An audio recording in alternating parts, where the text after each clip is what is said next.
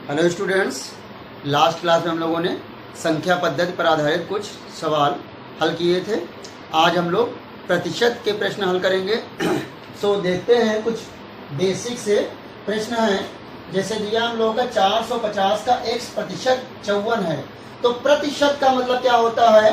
हर 100 पर। प्रति का मतलब होता है प्रतिशत, मतलब प्रत्येक 100 पर। तो हम लोग मतलब कि 100 पर कोई भी चीज जब निकालते हैं प्रतिशत में 100 को बेस मान लेते हैं और उसी के आधार पर जो क्वेश्चंस होते हैं उनको हम लोग कहते हैं प्रतिशत के आधार पर। सो यहाँ पर देखो, जैसे दिया आपको 450 का x प्रतिशत 54 है, तो क्या हो जाएगा? 450 का की जगह पर लोग गुणे लिख देंगे x, और जब प्रतिशत का निशान हटता है तो कितना आ जाता है? 100 नीचे आ जाएगा और यहाँ पर हो जाएगा हम लोग का 54। तो x बराबर क्या हो जाएगा हम लोग का? 54 और गुणे ऊपर चला जाएगा हम लोग का 100 और नीचे आ जाएगा हम लोग का 450। तो 0 से 0 कट जाएंगे। 9 छाक 54, 9 पंजे 45, 5 एकम 5, 5 दूना 10। तो x की वैल्यू यहाँ पर कितनी आ जाएगी? 12 आ जाएगी। ऐसे ही हम लोग 600 का 58%, कोई भी संख्या दी है उसका प्रतिशत निकालना हो तो क्या करेंगे? देखो, जैसे 600 का 58% निकालना तो 600 करेंगे गुणे 58 और बटे में क्या लिख देंगे हम लोग? 100।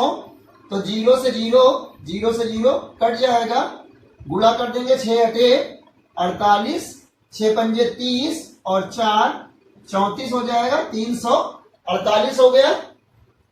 ऐसे ही ये जो दिया, जैसे आपका 30 किलोग्राम 120 किलोग्राम का कितने प्रतिशत है? मतलब कोई अगर आपको संख्या दी है और आपसे पूछी जाए वो संख्या किसी दी हुई संख्या का कितने प्रतिशत है, तो ऊपर हम लोग लिखेंगे जिसका हमें निकालना प्रतिशत 30 और नीचे लिखेंगे 120 और गुणे 100। तो क्या हो जाएगा? देखो, 0 से 0 कट जाएगा, 3 एकम 3, 3 चौक 12। तो आ जाएगा हम लोग का 100 बटे 4। अब हम लोग क्या करेंगे? 4 से 100 को भाग कर देंगे तो कितना आ जाएगा हम लोग का? 25%। तो जो आपका 30 किलोग्राम है वो 120 किलोग्राम का कितने प्रतिशत होगा? 25% होगा। अब हम करते हैं क्वेश्चन नंबर 4। इसमें दिया है कि किसी व्यक्ति की मासिक आय है 12,000 और उसकी मासिक आय में वृद्धि 20% की हो जाए। मतलब उसको महीने में 12,000 रुपए मिलते हैं और उसकी सैलरी अब 20% अगर बढ़ जाए तो उसकी नई मासिक आय क्या होगी? तो जहां पर वृद्धि होता है उस जगह पर अगर हम लोग को निकालना है नई मासिक आय,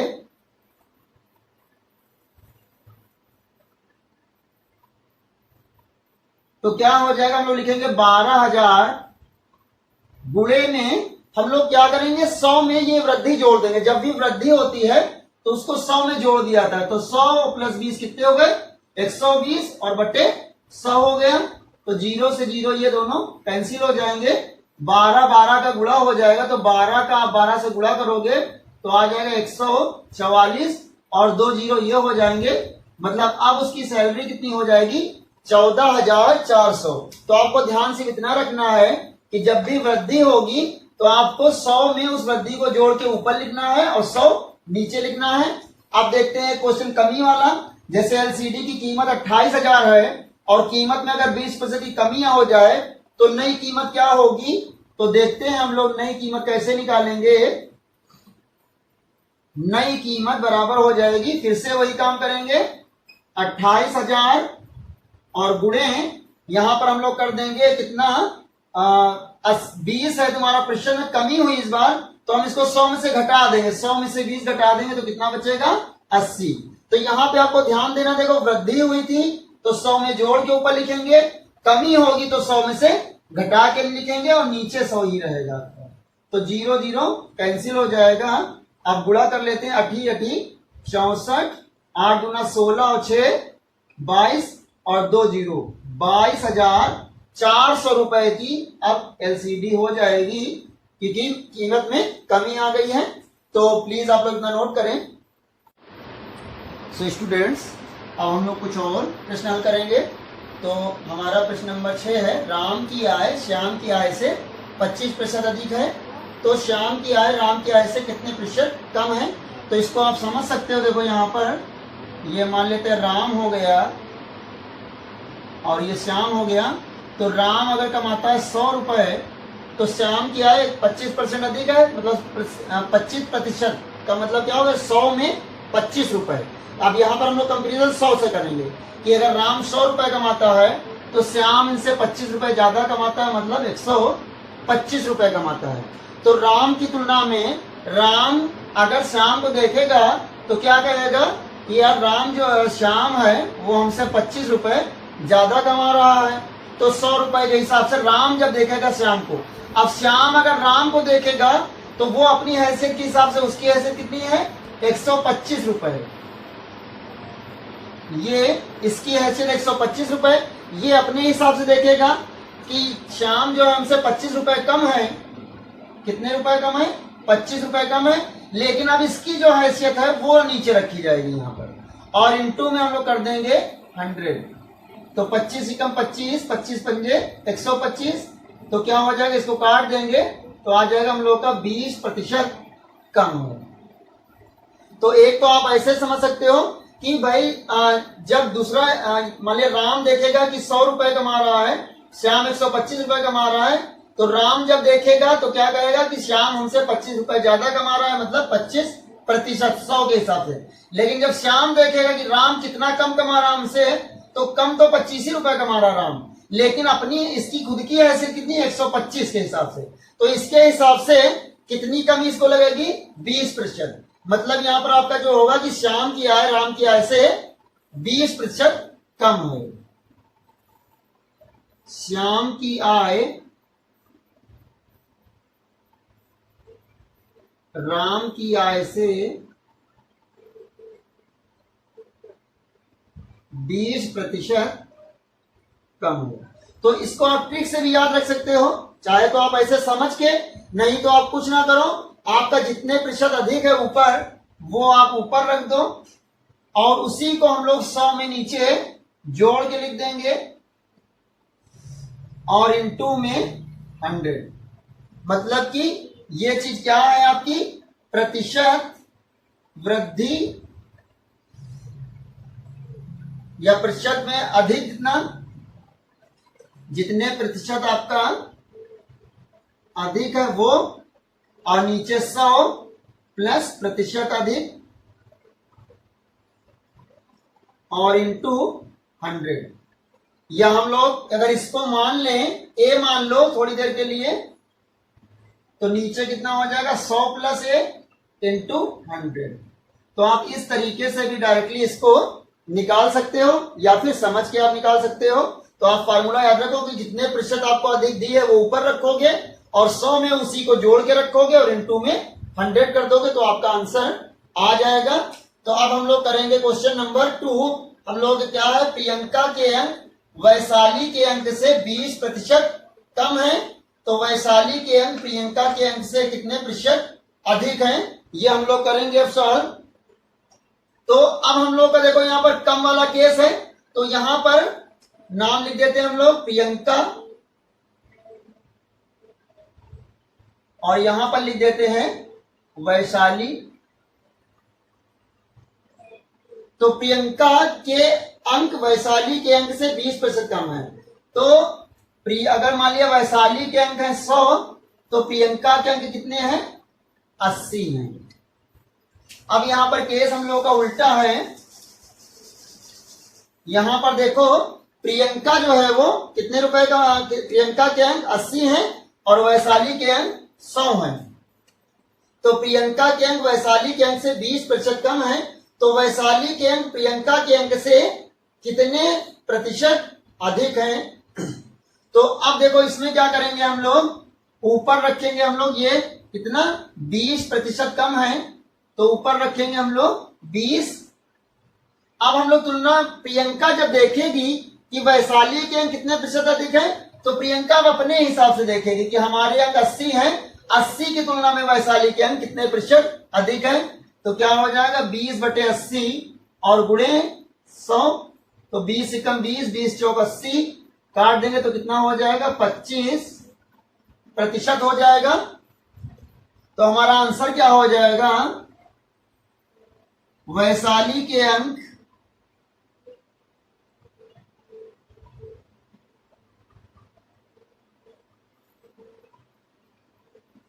प्रियंका के अंक से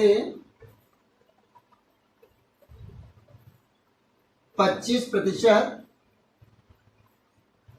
अधिक है। तो यहां पर भी वही चीज हमारा फार्मूले से अगर हम लोग करना चाहें, इसको ट्रिक लगा करके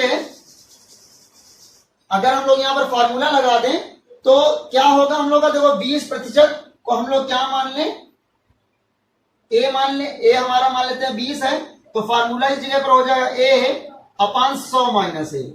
जब यहां पर कम दिया होगा तो नीचे आप क्या करोगे, माइनस करोगे, अधिक दिया होगा तो नीचे प्लस करोगे और इनटू में लिख दोगे 100। तो ये कितना हम लोग का 20 है और यहां हो जाएगा 100 माइनस 20 और गुणे में 100, तो कितना हो जाएगा 20/80 गुणे 100। तो 20 एकम 20, 20 चौक 80, तो काट देंगे तो कितना आ जाएगा हम लोग का 25%। अब हम लोग करेंगे क्वेश्चन नंबर 8। चीनी की कीमत में 20% की कमी हो जाने पर 600 रुपए में 5 किलोग्राम चीनी अतिरिक्त मिलती है, तो चीनी की पुरानी कीमत क्या होगी। तो इसको भी हम लोग दो तरीके से लगाएंगे।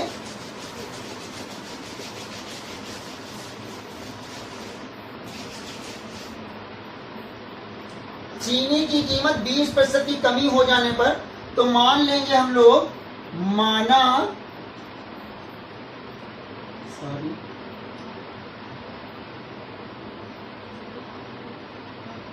चीनी की कीमत कितनी है, x रुपए पर किलोग्राम, प्रति किलोग्राम, मतलब 1 किलोग्राम चीनी x रुपए की मिलती है, तो 600 रुपए में कितनी चीनी मिलेगी।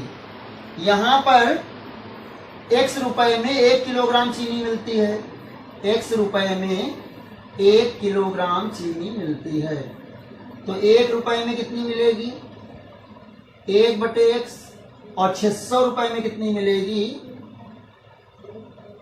600/x। अब हम लोग देखेंगे कि कीमत 20% की कमी हो गई है, तो कीमत में कमी कितनी हुई है,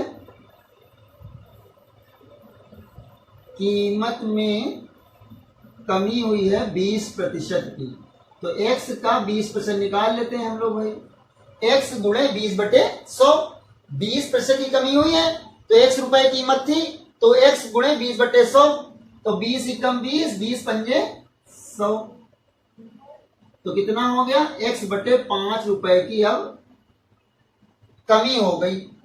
तो अब नई कीमत क्या है,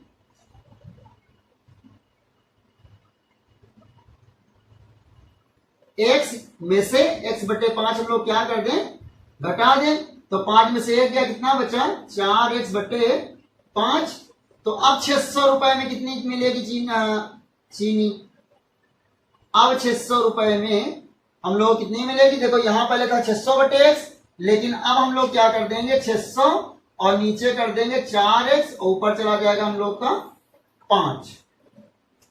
तो अब क्या हो जाएगा, देखो हम लोग का 600 रुपए में हम लोग को इतनी चीनी मिलेगी, पहले 600 रुपए में इतनी चीनी मिलती थी, तो अब चीनी हम लोग को 5 किलोग्राम ज्यादा मिल रही है, मतलब ये वाली चीनी हम लोग की ज्यादा है, लेकिन कितनी ज्यादा है, 600 गुणे 5 कर लेते, 5 छक्का 30, कितना हो जाएगा 3000/4x, माइनस यहां पर कितनी चीनी मिल रही थी 600/x, तो अब ये कितनी है 5 किलोग्राम चीनी ज्यादा है, मतलब ये वाली चीनी 5 किलो कम थी और ये वाली चीनी 5 किलो हम लोग की ज्यादा है।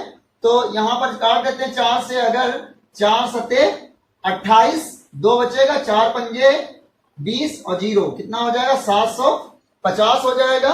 तो अब हम लोग घटा दें, अगर 750 में 600 तो कितना आ जाएगा 150/x बराबर हो जाएगा 5, और तिरछा गुणा कर दे अब हम लोग, तो हम लोग का आ जाएगा 5x बराबर 150, तो x बराबर क्या हो जाएगा 150/5, 5 तिहाई 15, मतलब कि जो चीनी की कीमत थी वो कितनी थी 30 रुपए प्रति किलोग्राम के हिसाब से चीनी हम लोग को मिल रही थी। तो आप यहां पर डायरेक्टली भी एक दो स्टेप कर सकते हैं। जैसे यहां पर ये याद रखेंगे 600 बटे x, ऐसे ही माने कोई दूसरी कीमत ही होगी यहां पर, तो आप डायरेक्टली ये चीज कर सकते हो। और अब हम लोग इसको ट्रिक के द्वारा कैसे करेंगे देखते हैं कि हम लोग इसमें ट्रिक का यूज कैसे करेंगे।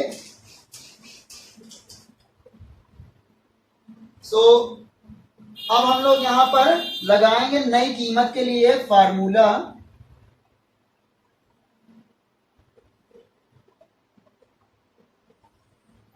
जितने प्रतिशत की कमी हुई है उसको हम लोग मानेंगे a, और नीचे हो जाएगा 100 माइनस a। जब भी कमी होगी तो नीचे माइनस रहेगा यहां पर, और ऊपर रखेंगे हम लोग 600 बटे 5। तो इस तरीके से हम लोग की नई कीमत इस फार्मूले से भी निकाली जा सकती है। तो देखते हैं a की जगह पे 20, 100 माइनस 20, और यहां पर हो जाएगा 600 और बटे 5, तो 20 नीचे 80 गुणे 600 बटे 5। तो देखो यहां पर काट लो, 20 चौक 80, ऊपर है 600, नीचे है 4 पंजे 20, तो 0 से 0 कट गया। अब 2 से 60 को भाग कर दो तो 2 तिहाई 6, 30 रुपए प्रति किलोग्राम चीनी का नई कीमत है। तो चाहे तो आप इस तरीके से समझने के लिए लगा सकते हैं, और या फिर आप लोग ऐसे डायरेक्ट फार्मूले से लगा सकते हैं। अब हम लोग का इसी के ऊपर बेस्ड है ये वाला क्वेश्चन कि चावल की कीमत में 25% की वृद्धि हो जाने पर 400 रुपए में 10 किलोग्राम चावल कम मिलते हैं, तो चावल का नया मूल्य ज्ञात कीजिए। तो हम लोग करते हैं,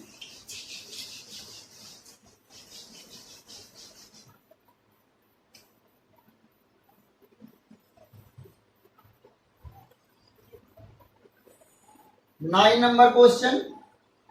तो इसमें क्या है, देखो 25% की वृद्धि हुई है, तो हम लोग शार्ट तरीके से ही करते हैं। a बराबर हम लोग यहां पर क्या मान लेंगे 25, तो हो जाने पर 400 रुपए में 10 किलोग्राम चावल कम मिलते हैं, तो यहां पर भी वही वृद्धि हुई है, तो हमारा फार्मूला हो जाएगा a बटे 100 प्लस a। देखो डिफरेंस आप दोनों में समझ सकते हैं। अगर आपकी कमी होगी तो यहां फार्मूले में माइनस रहेगा, वृद्धि होगी तो प्लस रहेगा। और इनटू में जितने रुपए में आप ज्यादा खरीद रहे हो, 400 रुपए में आपको कितना चावल ज्यादा मिल रहा है, 10 किलोग्राम चावल आपको अब ज्यादा मिल रहा है। तो ये इसकी हो जाएगी नई कीमत, ये इसकी नई कीमत हो जाएगी।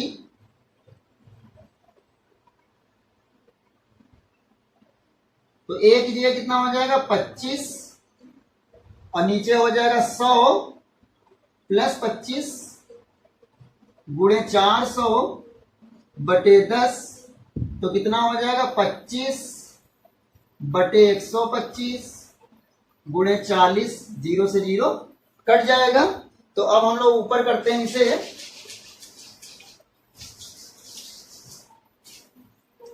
25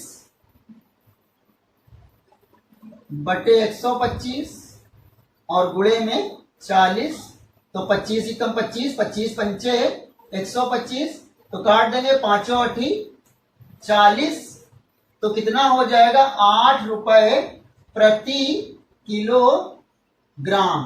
मतलब 1 किलोग्राम जो चावल है वो 8 रुपए का मिलेगा। ये इसकी कौन सी कीमत है, सॉरी यहां पर होगा पुरानी कीमत। ये जो है फार्मूला जो लगेगा वो पुरानी कीमत के लिए है।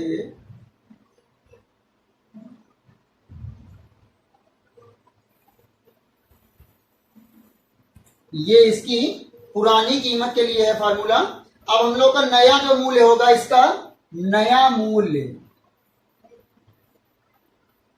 तो नया मूल्य आपका 25% की वृद्धि हुई है, क्योंकि तो पहले 8 रुपए का था, 8 रुपए का पहले था। अब हम लोग इसमें 8 रुपए का कितने प्रतिशत जोड़ देंगे, 25% और जोड़ देंगे, क्योंकि इतना मूल्य अब हम लोगों का बढ़ गया है।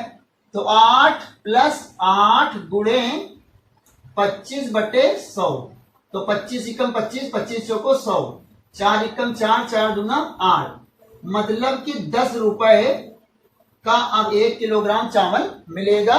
तो नया मूल्य कितना हो गया? 10 रुपए प्रति किलोग्राम। तो इस तरीके से आप डायरेक्टली फार्मूले से निकाल सकते हैं या फिर आप समझ के भी निकाल सकते हैं। अब हम लोग करेंगे क्वेश्चन नंबर 10। किसी वस्तु के मूल्य में 20% की वृद्धि हो जाती है तो उसके उपयोग में कितने प्रतिशत की कमी की जाए कि व्यय में कोई वृद्धि ना हो। तो ये सवाल इसकी तरीके करना है हम लोग को, जैसे हमने इसमें किया था वैसे ही हम लोग इसमें करेंगे। वही ट्रिक हम लोग की काम में यहां पर आ जाएगी। जब इसको हम लोग मान लेंगे ए, फिर से वही काम हम लोग का, इसको मान लेंगे हम लोग ए, 25% की वृद्धि है। तो यहां पर क्या कह रहा है, कितने प्रतिशत की कमी की जाए। तो यहां पर आपका जो फार्मूला रहेगा कि उपयोग में कमी, सो उपयोग में कमी का मतलब हम लोग उपयोग इसका कम कर देंगे। तो कम के लिए जैसे इसमें था कि कम के लिए हमेशा नीचे 100 में ये चीज जोड़ के लिखी जाती थी, 100 प्लस ए, और ऊपर ए, और इंटू में हम लोग का 100 हो जाएगा। तो ए कितने प्रतिशत बढ़ गया हम लोग का? किसी वस्तु के मूल्य 20% की वृद्धि हुई है, तो यहाँ ए कितना रख देंगे हम लोग? 20%। तो यहां हो जाएगा 20/100 प्लस 20 और गुणे में 100। तो ये कितना हो जाएगा हम लोग का? 20/120 गुणे 100। तो ये हो जाएगा हम लोग का 20 छंग 120, 2 3 6, 2 पंजे 10। तो ये हो गया 50/3। तो 50/3 का मतलब हो जाएगा 16 सही 2/3%। ये हो जाएगी इसकी, जो उपयोग में हम लोग कमी करेंगे वो कितनी हो जाएगी? 16 सही 2/3% की हम लोग कमी कर दें उपयोग में, तो हमारा व्यय पे कोई फर्क नहीं पड़ेगा। अगर इसका उल्टा क्वेश्चन हो, यहां पर कमी हो, तो आप यहां पर माइनस करेंगे। यहां पर अगर कमी हो जाए तो आपका उपयोग बढ़ जाएगा, तो आपको बढ़ाने के लिए नीचे कम होना चाहिए। तो इसको उस तरह भी समझ सकते हो कि पहले जो चीज हमको मिल रही थी कितने रुपए में? 100 रुपए में, अब वो चीज कितने की मिल रही है हम लोग को? 120 रुपए में मिल रही है। पहले जो चीज हमको मिल रही थी 100 रुपए में, वो अब 120 रुपए में मिल रही है। तो इसका मतलब हम अपनी हैसियत अब 120 के हिसाब से तुलना करेंगे। अब हम लोग को अपनी हैसियत को तुलना किससे करनी है? 120 से करनी है। और हम कम कितना है? 20 रुपए कम है, गुणे 100। ऐसे भी आप समझ सकते हो, जैसे यहां पर उन्होंने समझा था कि भाई 25% यहां पर अधिक है, यहां 20% की वृद्धि हो गई है।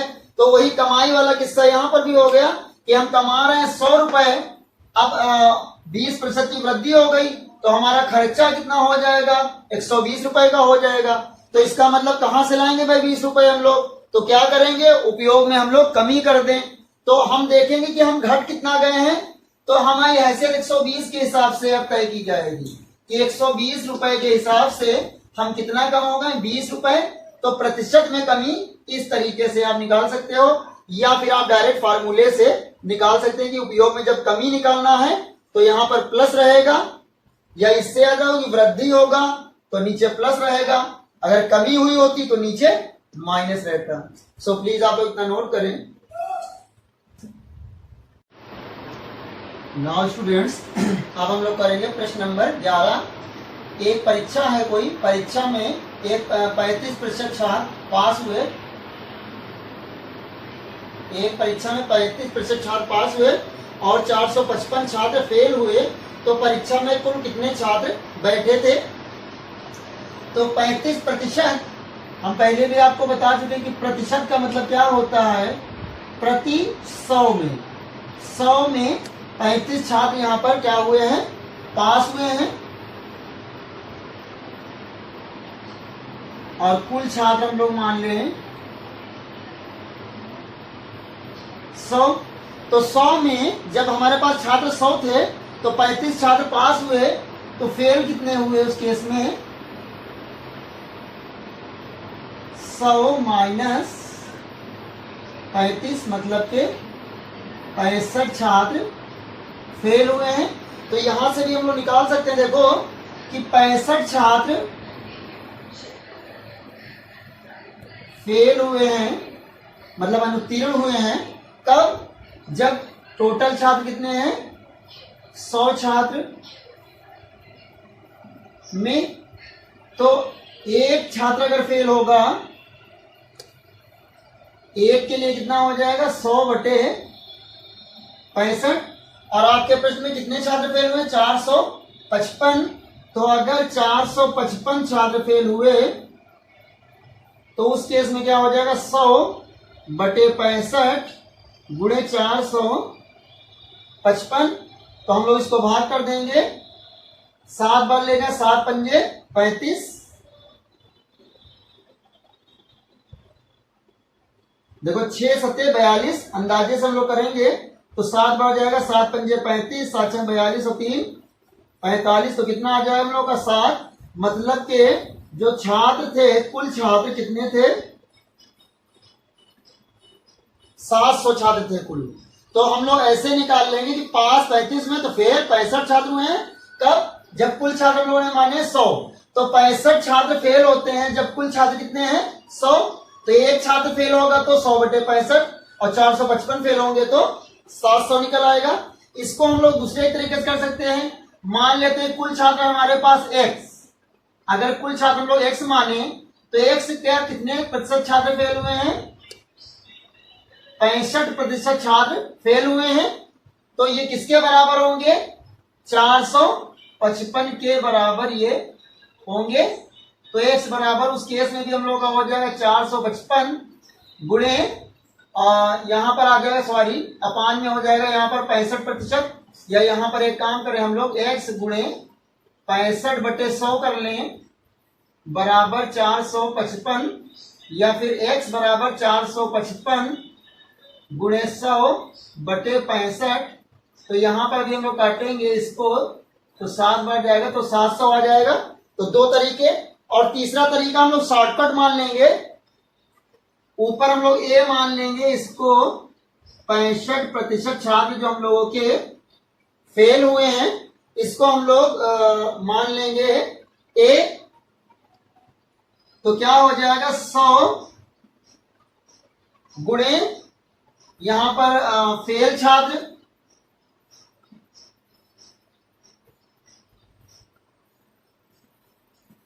बटे, या तो यहां पर वो डायरेक्टली लिख देंगे प्रतिशत फेल छात्र। तो इस फार्मूले से भी हम लोग निकाल लेंगे छात्रों की कुल संख्या, या यहां पर लिख दें हम लोग कुल छात्र। तो कुल छात्र हम लोग ऐसे भी निकाल सकते हैं, 100 गुणे फेल छात्र बटे प्रतिशत फेल छात्र। तो फेल छात्र ऊपर लिखे जाएंगे 455, और प्रतिशत में फेल छात्र कितने हैं?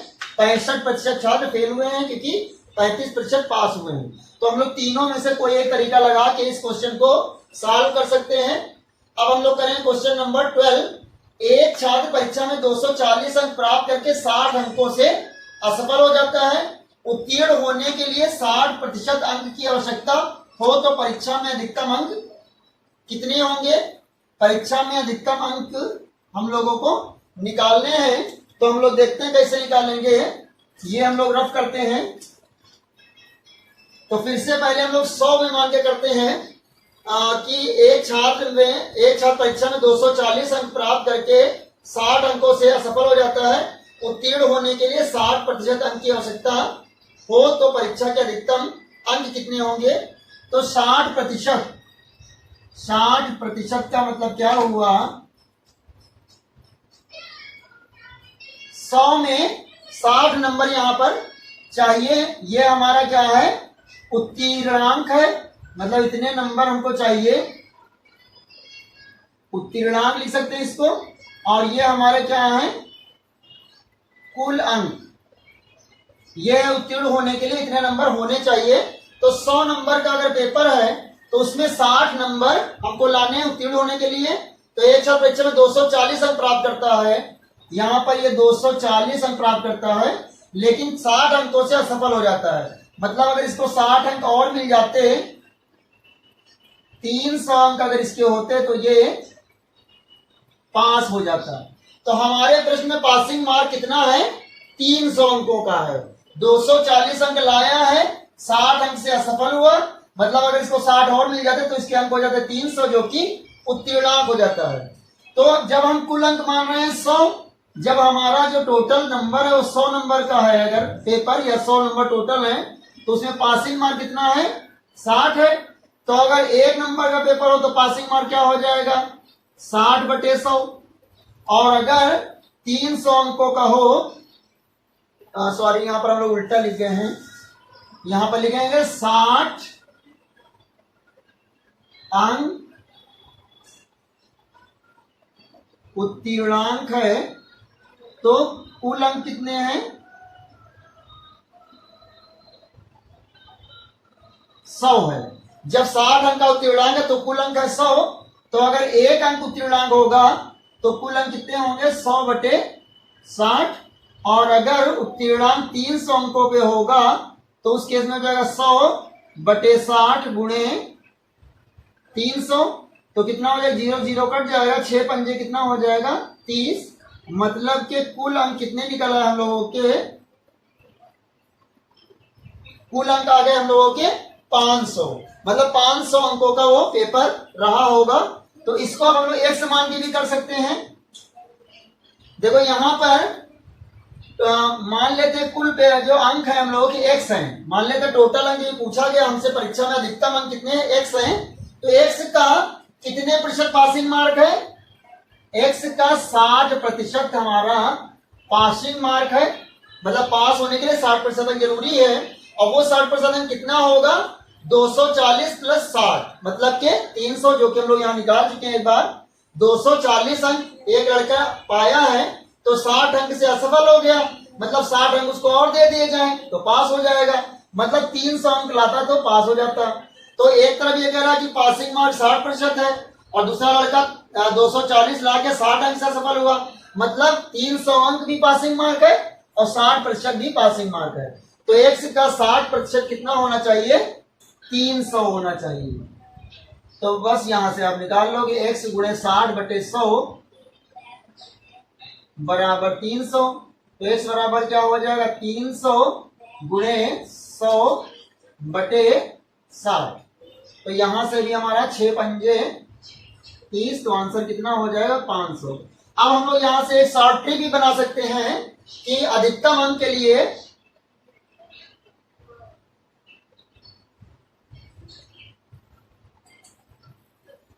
सौ गुणे कितना हो जाएगा हम लोगों का? उत्तीर्णांक।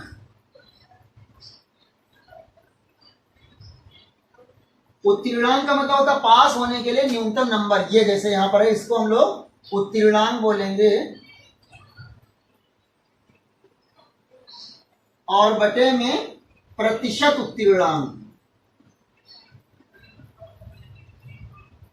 प्रतिशत उत्तीर्णांक का मतलब उत्तीर्ण होने के लिए कितना प्रतिशत नंबर होना चाहिए। जैसे इस क्वेश्चन में जो आपका ये 60% है, इसको हम लोग कह सकते हैं प्रतिशत उत्तीर्णांक। सो हमारा ये यहां से शॉर्ट ट्रिक बन जाएगी कि अधिकतम अंक लाने क्या होना चाहिए? 100 गुणे उत्तीर्णांक और बटे प्रतिशत उत्तीर्णांक। तो 3 तरीके से इस क्वेश्चन को भी हम लोग कर सकते हैं। सो अब हम लोग करेंगे क्वेश्चन नंबर 13। 13 में क्या है? एक परीक्षार्थी 20% अंक प्राप्त करके 5 अंक से उत्तीर्ण हो जाता है, और दूसरा 30% अंक प्राप्त करके न्यूनतम अंक से 20 अंक अधिक प्राप्त करता है। तो परीक्षा का कुल पूर्णांक हम लोगों को निकालना है। यहाँ पर कुल पूर्णांक हम लोगों को निकालना है। तो इसको भी हम लोग करते हैं।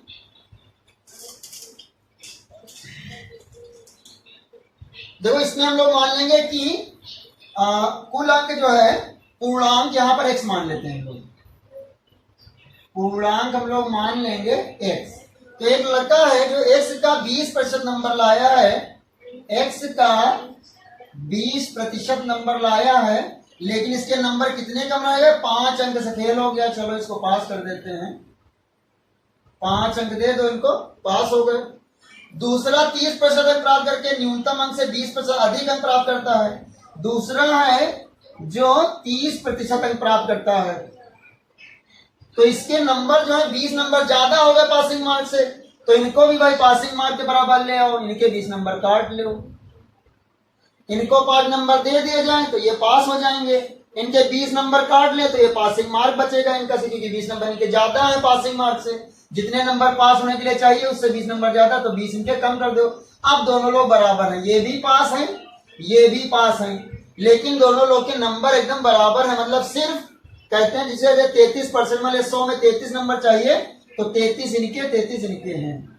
तो ऐसे क्वेश्चन में इस तरह करें, दोनों तरफ बराबर कर देंगे। इनके 5 नंबर कम है, 5 दे दिए, इनके 20 ज्यादा थे पासिंग मार्क्स, इनके 20 काट लो। तो अब देखो भाई क्या हो गया, x गुणे क्या हो जाएगा हम लोग का,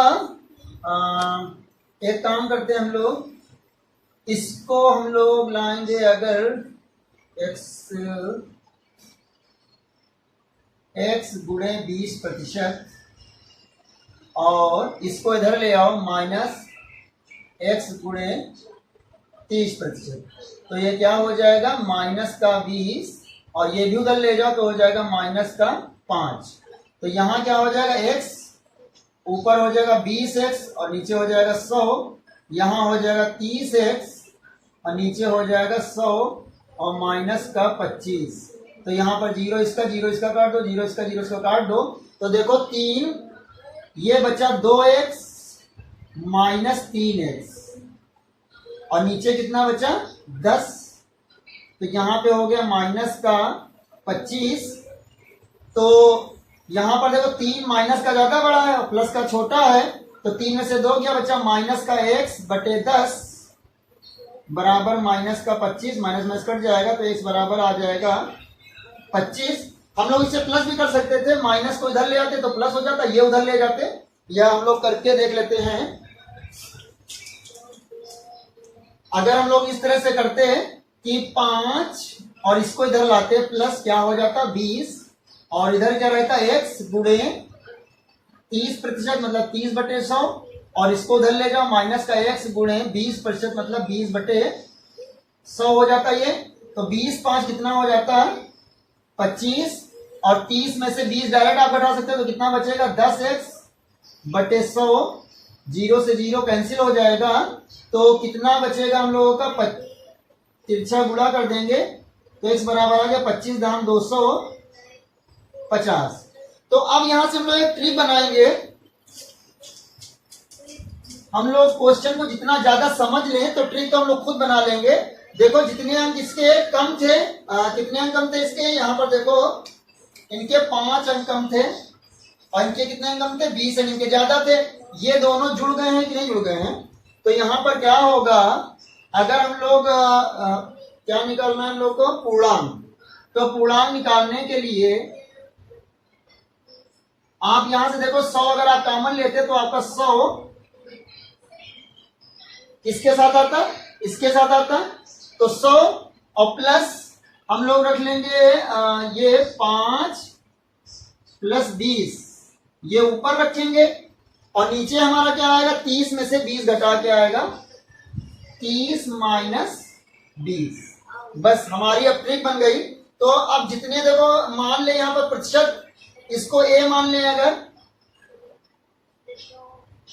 इसको मान ले a है ये 20%, और जो इसके 5 अंक से उत्तीर्ण हुआ है इसको x मान ले आप। ऐसे ही इनके वाले प्रतिशत को आप b मान लो, दूसरे वाले प्रतिशत को आप मान लो b, और इनके जो अंक ज्यादा है उसको मान लो y।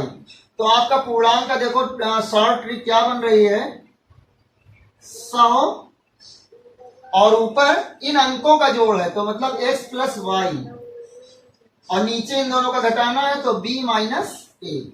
तो यहां से देखिए आपकी ट्रिक बन गई। आप ट्रिक से भी सॉल्व कर सकते हो या फिर आप ऐसे कर सकते हो। और हमारी एडवाइस यही है कि आप सवाल को समझो, करो, उसके बाद जब आप प्रैक्टिस करोगे धीरे 10, 20, 30, 50 सवाल जितने भी ज्यादा से ज्यादा करोगे तो अब आपको ट्रिक बनाने का तरीका खुद में खुद पता हो जाएगा। तो अब हम लोग करेंगे क्वेश्चन नंबर 14। किसी परीक्षा में 20% विद्यार्थी गणित में उत्तीर्ण हुए, 15% विज्ञान में उत्तीर्ण हुए, 10% विद्यार्थी दोनों में उत्तीर्ण हुए, तो कितने प्रतिशत विद्यार्थी दोनों विषय में उत्तीर्ण हुए? उत्तीर्ण का हम लोग को प्रतिशत निकालना है। तो देखते हैं,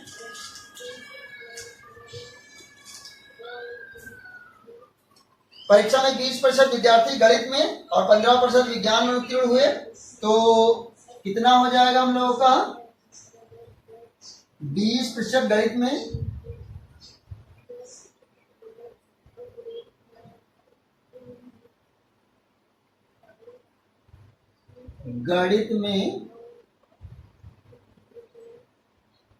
अनुत्तीर्ण है और 15% विज्ञान में, 15%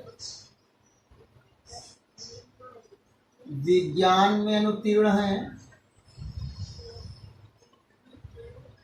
और 10% दोनों में अनुत्तीर्ण है।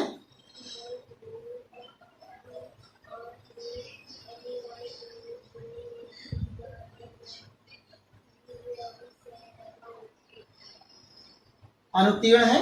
तो हम लोगों से क्वेश्चन किया गया है कितने प्रतिशत विद्यार्थी दोनों विषय में उत्तीर्ण हुए। तो उत्तीर्ण निकालने के लिए आप क्या करोगे? सारे अनुत्तीर्ण छात्रों को अगर हम लोग जोड़ लें और उसको 100 में से घटा दें तो हम लोग को उत्तीर्ण का प्रतिशत पता हो जाएगा। तो यहाँ पर देखो 20% छात्र गणित में उत्तीर्ण हुए हैं, 15% छात्र विज्ञान में उत्तीर्ण हुए हैं और 10% छात्र दोनों में उत्तीर्ण हुए हैं। तो अगर हम इन तीनों को जोड़ेंगे तो हमारा ये वाले 10% जो हैं ये गणित में भी फेल हुए हैं, विज्ञान में भी फेल हुए हैं, तो ये यहाँ पर तो जुड़ ही चुके होंगे 20% में और यहाँ पर भी जुड़ चुके होंगे। तो ये हम लोगों को 10% इसमें जोड़ने की बजाय क्या करना पड़ेगा? घटाना पड़ेगा।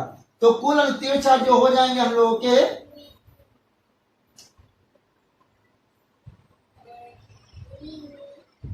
कुल अनुत्तीर्ण छात्र कितने हो जाएंगे यहाँ पर? या दोनों विषयों में अनुत्तीर्ण छात्र 20% प्लस 15% माइनस 10%। ये यहाँ पर हम लोग लिख लें, दोनों विषयों में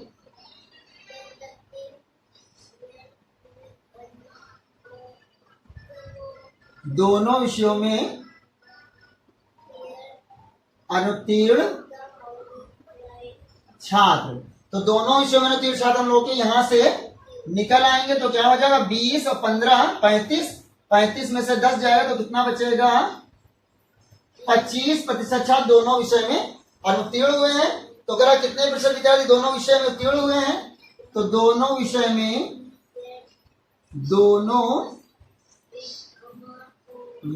में उत्तीर्ण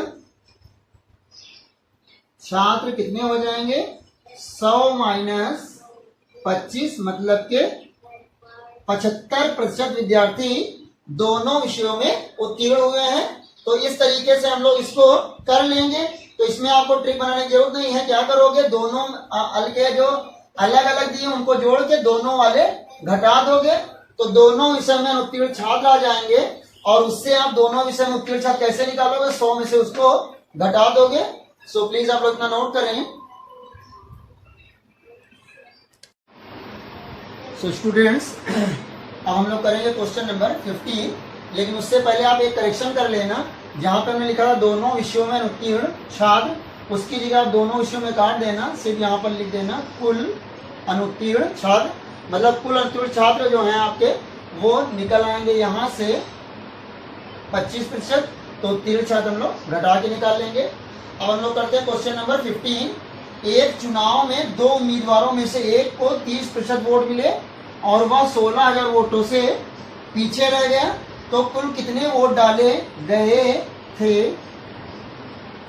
तो एक इलेक्शन में एक आदमी को 30% वोट मिले और 16,000 वोटों से पीछे रह गया। मतलब जीतने वाले आदमी मतलब दूसरे दो ही उम्मीदवार थे, तो दूसरे उम्मीदवार को 16,000 वोट ज्यादा मिल गए होंगे, तभी से वो जीत गया होगा। तो कैसे करेंगे देखो हम लोग इसको, सिंपल है। मान लेते हैं डाले गए मत कितना है, x। मान लिया हम लोगों ने कि डाले गए मत कितने हैं, x है। तो एक को मिला होगा x का 70% और एक को मिला है x का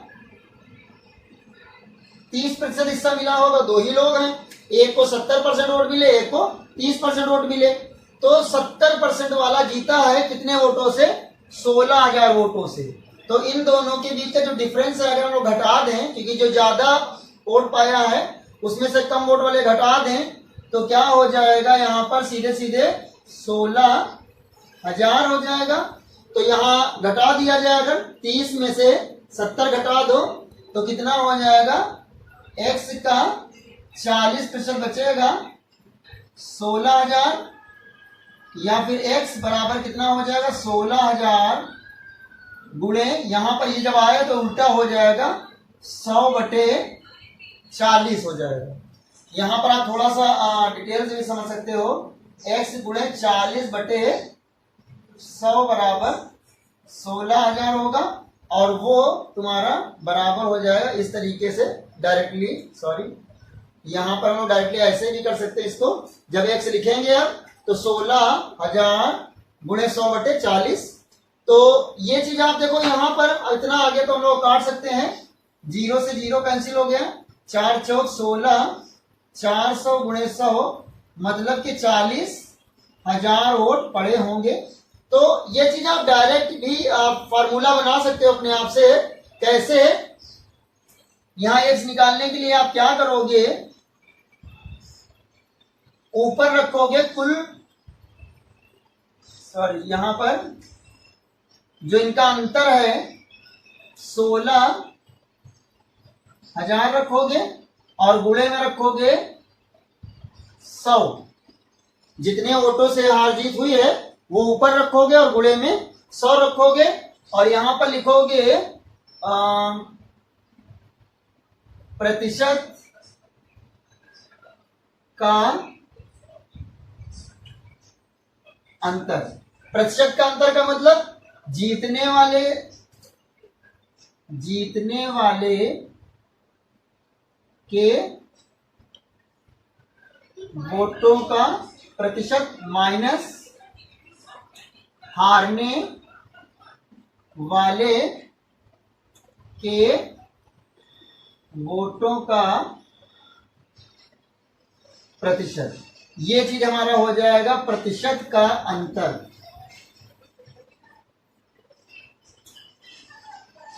तो इस फार्मूले से आप देखो डायरेक्ट यहां पर हम लोग निकाल सकते हैं 16,000 जितने वोटों से हार जीत हुई गुणे 100 और बट्टे प्रतिशत का अंतर।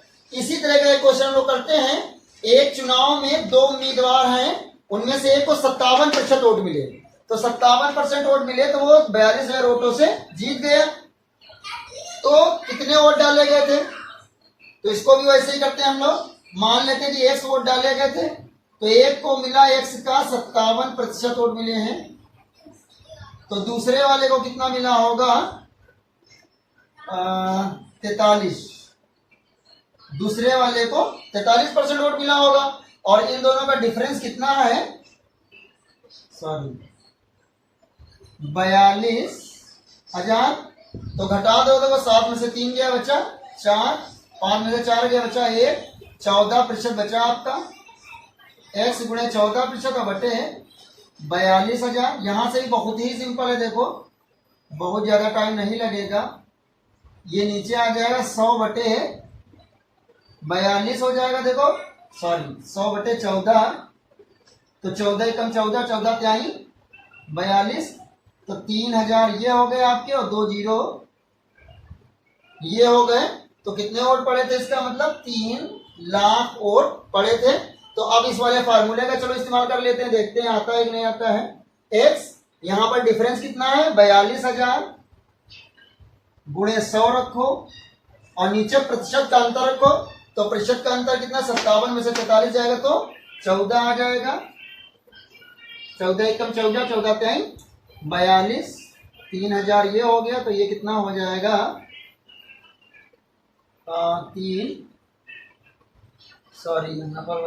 3 लाख।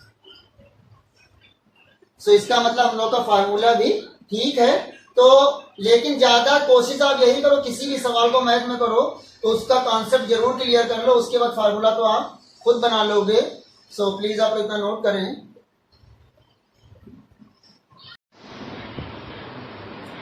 सो स्टूडेंट्स, आप लोग कुछ ये प्रॉब्लम्स दिए गए, इसमें कुछ प्रश्न हैं, इनको आप लोग हल कर लेंगे और इनके आंसर ब्रैकेट में इनके आगे दिए गए हैं।